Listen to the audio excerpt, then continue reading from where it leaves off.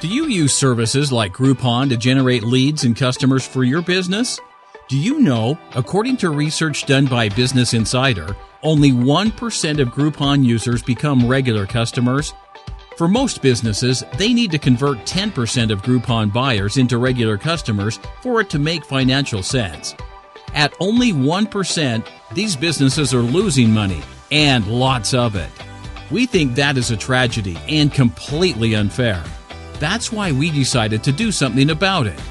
There are several marketing strategies you can use to generate new leads and customers at a fraction of the cost of these expensive services.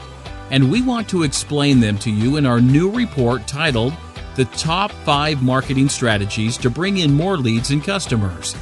This free report is written specifically for local businesses and will show you the exact strategies you should use, why they're the best, and how to get started quickly.